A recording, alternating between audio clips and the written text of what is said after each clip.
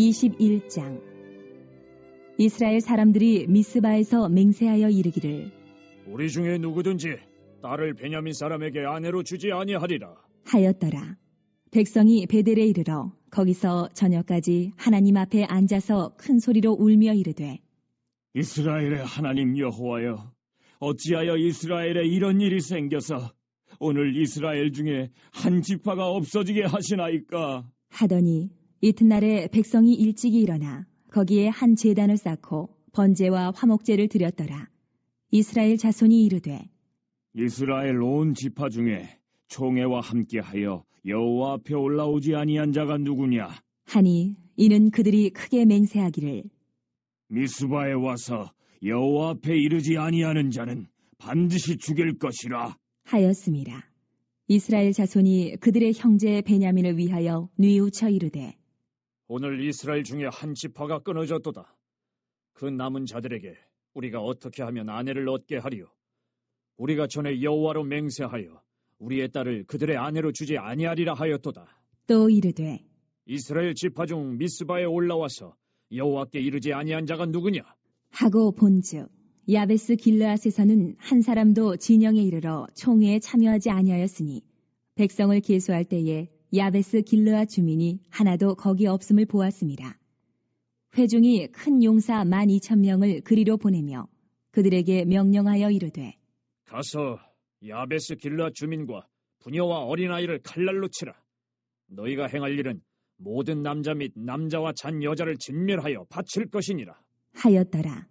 그들이 야베스 길르앗 주민 중에서 젊은 처녀 400명을 얻었으니 이는 아직 남자와 동침한 일이 없어 남자를 알지 못하는 자라. 그들을 실로 진영으로 데려오니 이곳은 가나안 땅이더라.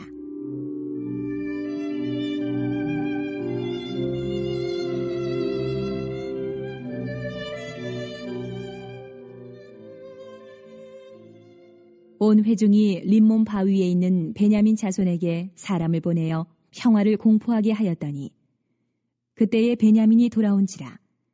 이에 이스라엘 사람이 야베스 길르앗 여자들 중에서 살려둔 여자들을 그들에게 주었으나 아직도 부족하므로 백성들이 베냐민을 위하여 뉘우쳤으니 이는 여호와께서 이스라엘 지파들 중에 한 지파가 빠지게 하셨음이었더라. 회중의 장로들이 이르되 베냐민의 여인이 다 멸절되었으니 이제 그 남은 자들에게 어떻게 하여야 아내를 얻게 할까? 하고 또 이르되 베냐민 중 도망하여 살아남은 자에게 마땅히 기업이 있어야 하리니 그리하면 이스라엘 중에 한 지파가 사라짐이 없으리라. 그러나 우리가 우리의 딸을 그들의 아내로 주지 못하리니 이는 이스라엘 자손이 맹세하여 이르기를 딸을 베냐민에게 아내로 주는 자는 저주를 받으리라 하였음이로다. 하니라. 또 이르되 보라, 베델 북쪽, 르보나 남쪽, 베델에서 세겜으로 올라가는 큰 길 동쪽 실로에 매년 여호와의 명절이 있도다. 하고 베냐민 자손에게 명령하여 이르되 가서 포도원에 숨어 보다가 실로의 여자들이 춤을 추러 나오거든 너희는 포도원에서 나와서 실로의 딸 중에서 각각 하나를 붙들어 가지고 자기의 아내로 삼아 베냐민 땅으로 돌아가라.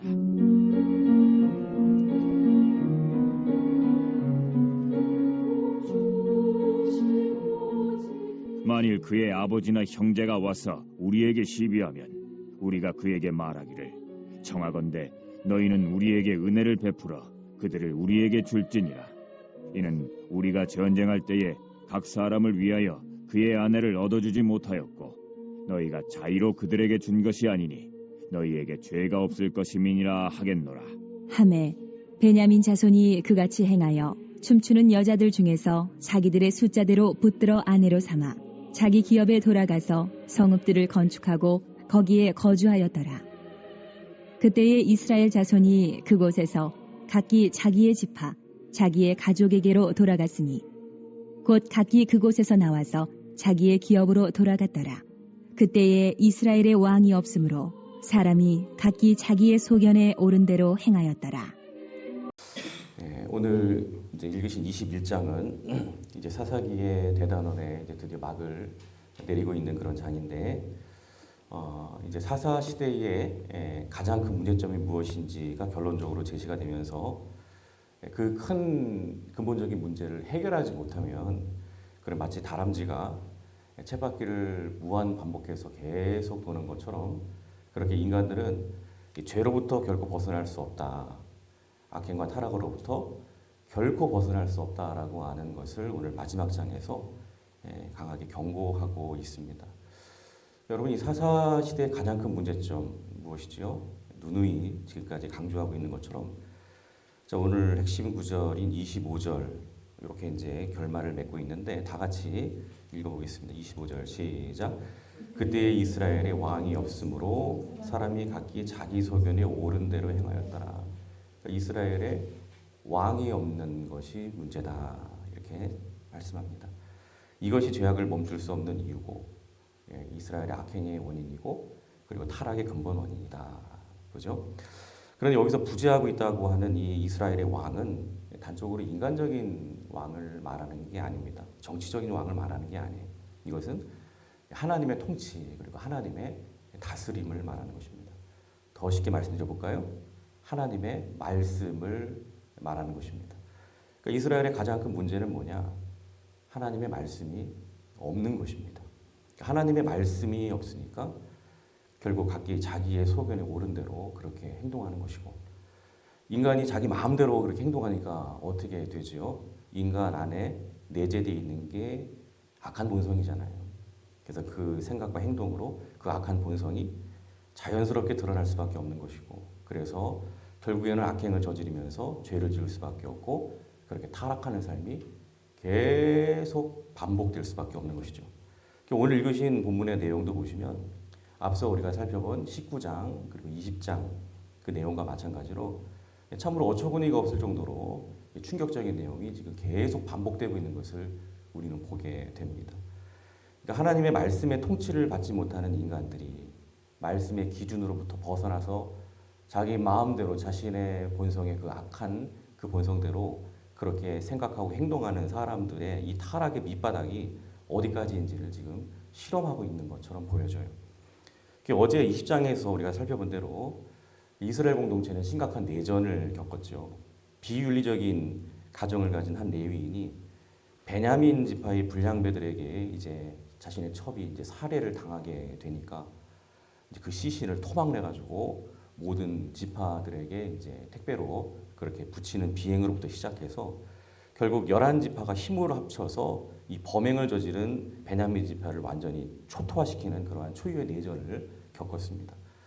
그래서 이제 베냐민 지파가 거의 사라지게 될 그러한 지경에 이르게 되었지요. 남자만 고작 600명만 남게 되었고 그 600명이 림몬 바위 근처에 숨어서 지내게 되었습니다. 그런데 문제는 뭐냐? 정신을 차리고 보니까 이제 전쟁이 딱 끝나고 보니까 이스라엘 지파가 우리가 잘 아는 12지파잖아요. 근데 그 12지파 중에서 이렇게 베냐민 지파를 거의 멸절시켜 버렸으니 이 한 지파가 완전히 사라지게 될 위기에 처하게 되었다는 사실을 이스라엘 백성들이 깨닫게 된 것이죠. 그러니까 인간이 하나님의 말씀의 통치를 받지 않고 자기 마음의 본성대로 그 악한 생각대로 막 감정대로 행동을 하게 되면요. 이런 식이에요, 항상. 앞날이 어떻게 될지를 전혀 고려하지를 않습니다. 그리고 일이 터지고 나서야 지금 내가 무슨 짓을 한 거지? 우리가 지금 무슨 짓을 한 거야? 이런 후회를 하게 되는 것이죠. 그러니까 이스라엘 백성들이 지금 그렇게 후회하고 있습니다. 아이고, 지금 우리가 지금 무슨 짓을 한 거지? 하나님께서 친히 조성해 놓으신 12지파 중에 한 지파를 우리가 그냥 다 사라지게 만들어 버렸네. 그러면서 갑자기 막 가슴을 치면서 후회를 해요. 그러면서 어떡하지 이 베냐민 지파 다시 어떻게 살려내야 되는데 회복시켜야 되는데 그래서 그 방법을 골똘하게 생각하게 됩니다. 그런데 아차 싶은 게 있습니다. 그들이 일찍이 맹세한 게 있거든요. 하나님 앞에. 그 맹세가 뭐냐? 1절입니다. 다 같이 한번 읽어보겠습니다. 자, 시작. 이스라엘 사람들이 미스바에서 맹세하여 이르기를 우리 중에 누구든지 딸을 베냐민 사람에게 아내로 주지 아니라 하였더라. 그렇습니다. 베냐민 사람들이 큰 악행을 저질렀잖아요. 그런데 그런 베냐민 사람들에게 자신의 딸을 주고 사돈관계를 맺으면 그 악행의 동조자가 된다. 우리도 그렇게 생각을 했던 것이죠. 즉 한마디로 죄를 지은 너희들과 우리는 절대로 섞이지 않겠다. 예, 그런 취지에서 지금 딸을 주지 않겠다고 그렇게 맹세를 했던 것입니다. 그런데 그렇게 맹세를 했으니 이제 그 맹세가 걸림돌이 되는 거죠. 그래서 이제 베냐민 사람들에게 그 맹세 때문에 딸을 줄 수도 없는 그러한 노릇입니다. 그래서 결국 남아있는 600명의 베냐민 용사들은 이제 아내도 얻지 못한 채 그냥 총각으로 늙어 죽게 될 상황을 맞이하게 된 것이죠. 그래서 이스라엘 백성들은 이거 어떻게 하나 고민을 하다가 2절을 보시면 갑자기 큰 소리로 울어요. 아니 베냐민 지파를 지금 힘을 합쳐서 다 때려잡을 때는 언제고 이제 와서는 그들이 이렇게 다 사라지게 되었다고 하면서 막 울어요. 이게 지금 코미디 하는 것도 아니고 지금 이게 뭐 하는 것인지 모르겠습니다. 그리고 3절에 보시면 이렇게 된 것이 마치 하나님의 탓인 양. 하나님 여호와여 어찌하여 이스라엘에 이런 일이 생겨서 오늘 이스라엘 중에 한 지파가 없어지게 하시나이까? 아니 하나님이 없어지게 했습니까? 본인들이 그렇게 해놓고 엉뚱하게 지금 하나님한테 왜 이렇게 되도록 이 지경이 되도록 만드셨나요? 아니 굉장히 지금 아주 어처구니 없는 이런 모습을 보이고 있습니다. 그리고 4절에 보시면 백성이 일찍이 일어나 거기에 한 제단을 쌓고 번제와 화목제를 드렸더라. 뭔가를 좀 해야 되겠는데 그래서 지금 제단을 쌓고 지금 뭐 하나님께 번제와 화목제를 지금 막 드려요. 그런데 이제 번제와 화목제를 드린다라고 하는 것은 하나님과의 망가진 관계를 회복하겠다는 취지로 이렇게 제사를 드리는 거거든요. 그러면 정말 이들이 회개하고 있는 것일까요? 이제는 하나님을 정말 우리의 왕으로 섬기고 우리의 악한 본성 따라 그렇게 감정 따라 아무렇게나 막 하지 않고 하나님 말씀 붙잡고 다시 새 출발하겠습니다. 뭐 이런 결단을 하는 것일까요? 전혀 아닙니다. 지금 이들이 정말로 하나님 앞에서 회개하는 그러한 마음으로 번제와 화목제를 드린다면 그러면 자신들이 지금까지 했던 모든 행동들을 정말로 하나님 앞에 다 뉘우쳐야 돼요. 그리고 그런 잘못된 생각으로 맹세한 것조차도 다 취소를 해야 돼요. 그 입다가 하나님 앞에 엉뚱한 그런 소원을 해가지고 아주 엉뚱한 결과를 그렇게 초래하지 않았습니까? 그런 것처럼 이 하나님 앞에 맹세한 것조차도 잘못되었다면 자신들의 악한 본성으로부터 그렇게 나오는 가운데 맹세한 것이었다면 정말로 주님 앞에 회개하고 돌이키는 사람이라면 그냥 그 맹세도 그냥 파기해버리면 돼요. 하나님, 저희가 악한 증오심 때문에 베냐민 지파에 대한 그런 미워하는 마음 때문에 그들에게 딸을 주지 않겠다고 그렇게 맹세를 했었는데요. 하나님, 잘못했습니다. 저희가 잘못 맹세한 것 같습니다. 하나님, 이런 무지한 저희들을 용서하여 주시옵소서. 진심으로 회개하고 자신들의 딸을 그냥 주면 돼요. 그냥 주면 돼요. 그렇게 해서 정말로 한 지파가 멸절된 것에 대해서 정말 마음이 아프다면 자신들의 딸을 내주면 되는 거 아닙니까? 그럼 다 해결되는 거예요. 자, 그런데 5절을 다 같이 읽어보겠습니다. 5절. 자, 시작. 이스라엘 자손이 이르되 이스라엘 온 지파 중에 총회와 함께하여 여호와 앞에 올라오지 아니한 자가 누구냐 하니 이는 그들이 크게 맹세하기를 미스바에 와서 여호와 앞에 이르지 아니하는 자는 반드시 죽일 것이나 하였습니다. 하나님 앞에 제사 드리면서 돌이켜서 잘못된 것 회개하고 그럴 생각을 하지 않고 또 인간적인 생각으로 막 교묘한 그런 생각으로 지금 또 하나의 악한 계획을 지금 하고 있는 것을 보게 되지요. 그게 무슨 생각이냐? 가만히 생각해 보니까 과거 12지파가 모여서 베냐민 지파를 이제 치기 위한 총회를 할 때 그 총회 자리에 참석하지 못한 사람들이 있었다는 게 딱 생각이 난 거예요. 근데 그들이 누구냐? 바로 야베스 길앗 사람들인데 근데 일찍이 율법에 이런 조항이 있거든요. 누구든지 총회에 모이지 않으면 사형에 처한다. 율법이 딱 있는 거예요. 그래서 이 율법을 근거로 해서 그래. 그러면 모이지 않았던 그 야베스 길앗 사람들을 그 율법의 조항대로 다 죽이자. 지금 이런 생각을 하고 있는 거예요. 그러나 단 처녀들만 남겨놓자. 예, 그 남자와 어린아이, 그 다음에 그 남자를 알고 있는 모든 부녀자들은 싹 다 제거하고 사내를 알지 못하는 처녀들만 남겨가지고 사로잡아 와가지고 그들을 이 600명의 베냐민 용사들의 아내로 주자. 그러면 문제가 해결되지 않겠는가. 이런 악한 생각을 지금 또 하고 있다는 것입니다. 회개하는 게 아니지요. 계속 악한 본성대로 그냥 어떻게 쓰든지 어떤 자신들이 생각하고 있는 어떤 그 목적만 이루면 된다. 뭐 하나님과의 관계는 어떻게 되든 말든 상관이 없습니다. 예, 지금 뭐 하나님 앞에 겉으로는 번제와 화목제를 드리면서, 즉 예배를 드리면서 겉으로는 회개하는 척, 겉으로는 신실한 척, 그러면서 속으로는 또 이렇게 악한 생각을 도모하고 있는 이중적인 이러한 모습을 보고 있는 것이죠. 여러분 그렇습니다. 하나님의 말씀에 통치를 받지 않는 사람들, 하나님의 말씀이 없는 사람들은 이렇습니다. 예배드리는 순간마저도요. 물론 겉모습은 이렇게 주일날 혹은 예배에 드리는 그 자리에 참석을 해서 예배를 드리는 신실한 모습을 보이고 있지만, 그러나 그 예배 드리는 그 순간에도 오로지 자기 생각으로 가득 차 있습니다. 절대로 자신을 변화시키려고 하지 않습니다. 자신을 변화시키는 것이 바로 회개이고 그것이 바로 예배의 능력인데, 자신을 결코 깨트리려고 하지 않아요. 마치 바위돌 같습니다. 그렇기 때문에 예배를 드려도 그 예배가 그 사람에게는 아무런 의미가 없어요.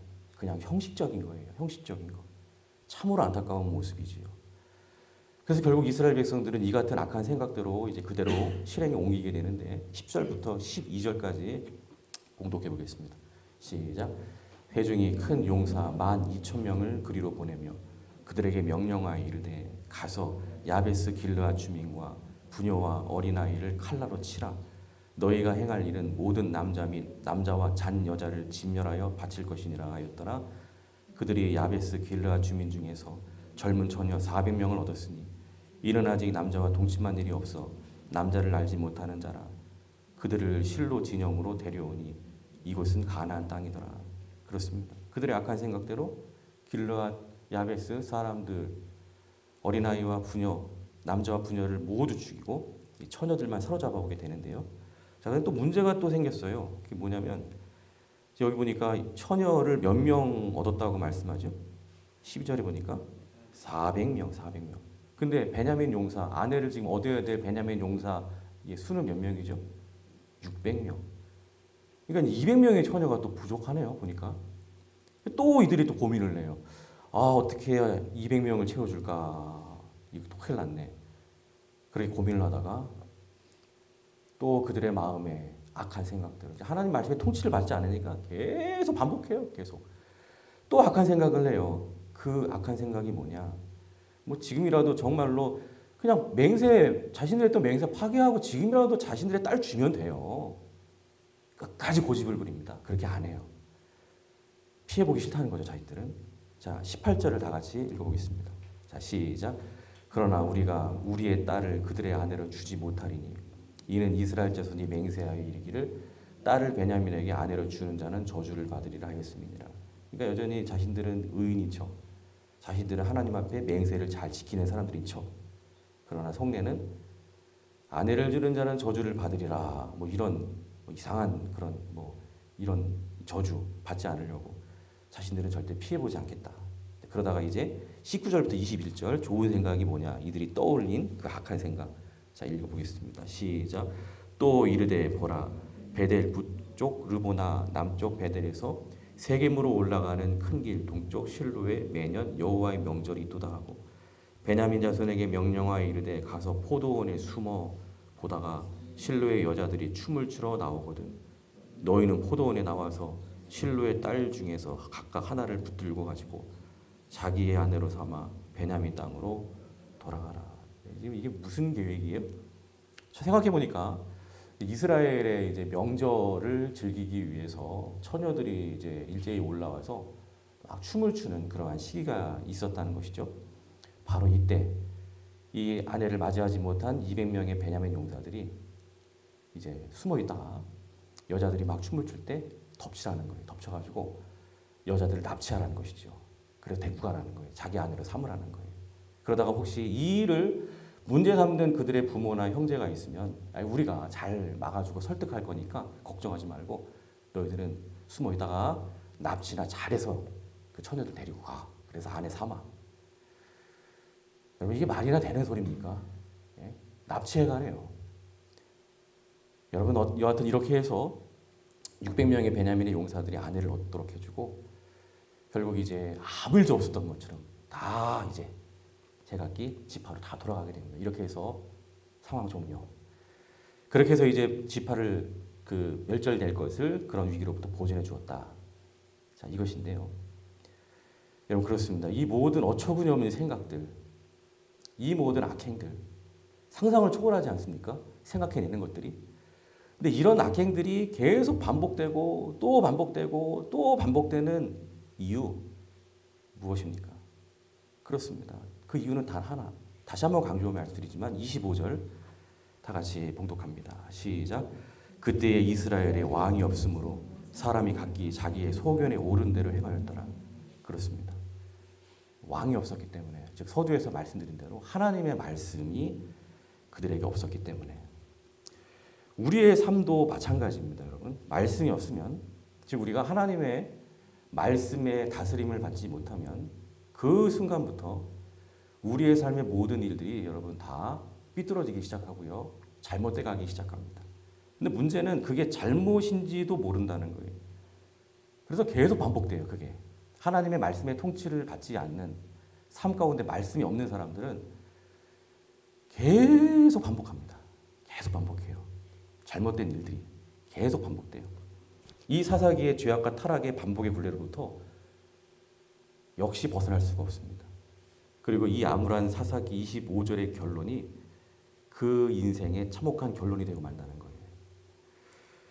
여러분, 하나님의 백성들에게 있어서의 절대적인 삶의 기준은 이 새벽에 다시 한번 여러분 기억하시기 바랍니다. 오직 하나님의 말씀입니다. 우리의 삶의 기준은 내 생각이 아니에요. 나의 경험이 아니에요. 내 지식이 아닙니다. 내가 지금까지 열심히 학습하고 공부해서 터득한 것? 절대로 그게 기준이 아닙니다. 오직 하나님의 말씀이 나의 삶의 기준이 될 때, 오직 하나님의 말씀이 나의 삶의 중심을 딱 잡아주게 될 때, 우리의 삶의 모든 일들이 항상 하나님의 선하신 계획과 뜻대로 문제없이 술술 잘 풀려지게 되는 것입니다. 자, 그런데 사사기는 이렇게 비록 절망적인 결론으로 이렇게 끝나지만, 그러나 이제 내일부터 우리는 또 룻기서를 살펴보게 될 것입니다. 하나님은 또 이 룻기서를 통해서 이 사사기 시대의 이 같은 어둠 속에서도 이 룻이라고 하는 이방 여인을 통해서 구원의 씨앗을 준비하시는 것을 우리는 보게 될 것입니다. 그리고 룻기의 뒤를 이어서 이어지게 될 사무엘서를 통해서 하나님은 마침내 당신의 마음에 합한 왕 다윗 왕을 세우실 것입니다. 그리고 마침내 다윗 왕의 계보를 따라서 우리 주 예수 그리스도, 즉 우리의 참된 왕을 마침내 이 땅에 보내 주십니다. 자, 그런데 여러분, 요한복음 1장 1절에서 우리의 참된 왕 되신 우리 예수님을 이렇게 아주 정확하게 소개를 합니다. 그분이 어떤 분인지 제가 읽겠습니다. 태초에 말씀이 계시니라. 이 말씀이 하나님과 함께 계셨으니 이 말씀은 곧 하나님이시라. 그렇습니다. 우리의 참된 왕, 우리 예수님은 그래서 로고스라 그래요. 로고스. 즉 하나님의 말씀, 로고스. 따라서 예수님을 그 마음에 모시고 영접하는 자는 곧 하나님의 말씀을 그 마음에 모시고 그 말씀의 다스림과 통치를 받으면서 사는 사람이 되는 거예요. 즉 예수님을 영접한다라고 하는 것은 이게 뭘 의미하는 것이냐? 과거에 내 마음대로 살던 내가, 즉 내 안에 있는 악한 죄성을 따라 내 소견에 옳은 대로 아무렇게나 막 살던 내가 이제는 그런 삶을 깨끗하게 다 청산하고 오직 로고스 대신, 즉 하나님의 말씀 대신 우리 주님을 나의 왕으로 모시고 그 왕, 즉 예수님의 말씀대로, 하나님의 말씀대로 철저하게 그렇게 살겠다는 것을 의미하는 것인 줄로 믿습니다. 이런 의미에서 예수 믿습니다 하는 사람들의 삶을 바라보게 될 때 그 사람의 삶 가운데 하나님 말씀이 없다? 여전히 예수 믿는다고 하면서도 말씀대로 살지 않고 자기 멋대로 막 산다? 죄송합니다. 그 사람 예수 믿는 사람 아니에요. 그 사람 마음속에 예수님 안 계세요. 예수님이 정말로 그 마음 가운데 왕으로 그렇게 내주하고 그렇게 예수님과 동행하며 살아가는 진짜 예수님을 내 구주로 영접한 사람은 반드시 그의 삶 가운데 하나님의 말씀에 통치가 있고 그 말씀의 통치 앞에 생명 걸고 복종하며 살아가는 사람인 줄로 믿습니다. 여러분, 예수님은 사람의 소견이 아니라 오직 하나님의 뜻을 이루시는 왕이십니다. 오늘 이스라엘 백성들처럼 막 자기 멋대로 그냥 그렇게 살면서 겉으로는 하나님 잘 믿는 사람들인 척 하면서 그냥 막 자기 마음대로 자기 속에 있는 악한 본성대로 막 그렇게 살면서 결국에는 힘없는 자들을 막 짓밟고 막 피해를 주고 그렇게 하는 게 아니라 우리 예수님은 상한 갈대를 절대 꺾지 아니하시고 꺼져가는 등불을 끄지 아니하시는 그러한 참으로 좋으신 왕이신 줄로 믿습니다.